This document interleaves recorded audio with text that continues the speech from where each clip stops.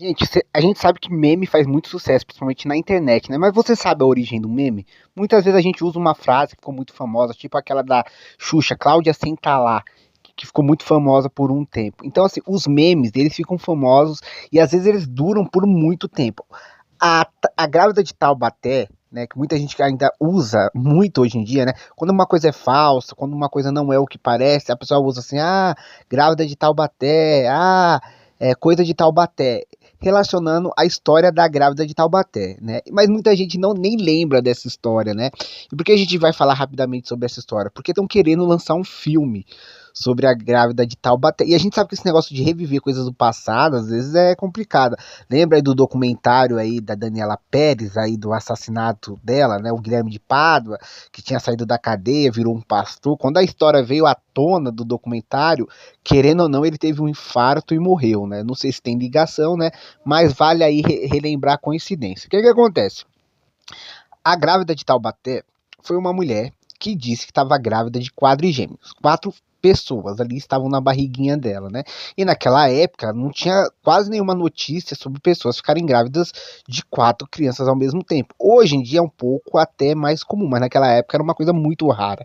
E rapidamente ela chamou a atenção das pessoas, e as pessoas queriam conhecer a história, entrevistar ela, saber como era o dia a dia de uma pessoa que estava carregando quatro bebês.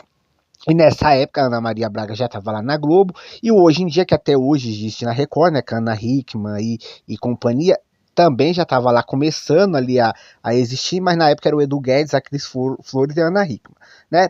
E aí a grávida de Taubaté, né, porque é a cidade que ela morava, né, por isso que ela ficou conhecida, começou a participar de muitos programas, né, começaram a contar a história dela. A gente conhece a TV brasileira, né, quando uma coisa faz sucesso, quando gera a atenção do público, elas exploram bastante, né? E até então era uma coisa muito diferente, né? Uma pessoa grávida de quatro bebês. E aí, o que acontece? Ela começou a participar dos programas, né?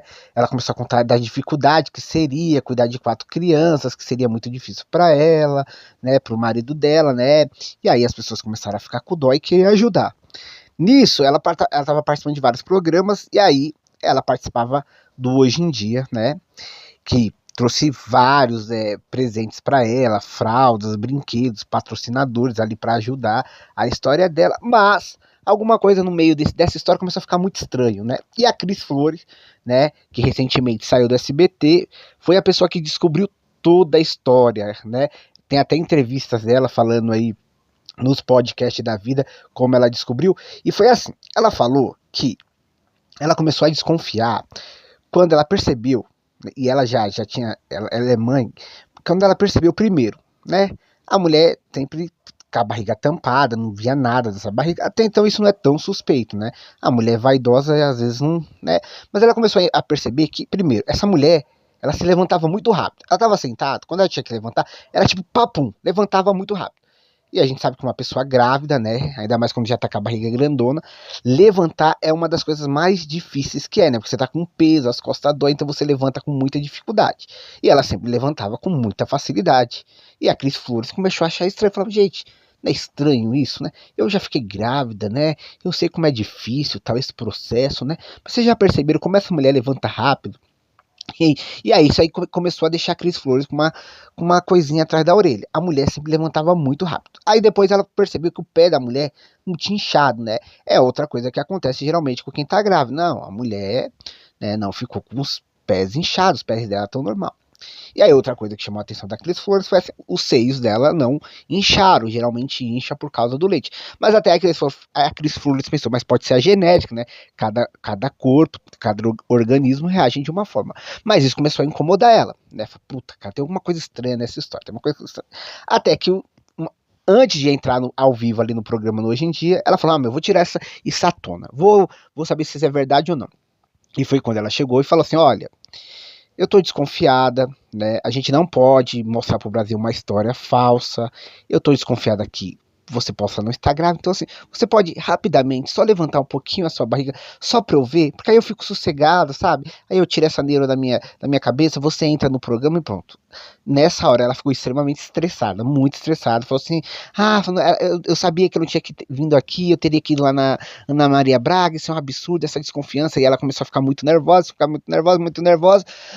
A Cris Flores falou, não, beleza, deixa quieto, né? Aí ela tava com o filho, com o marido, com um falso amigo que se passava por médico.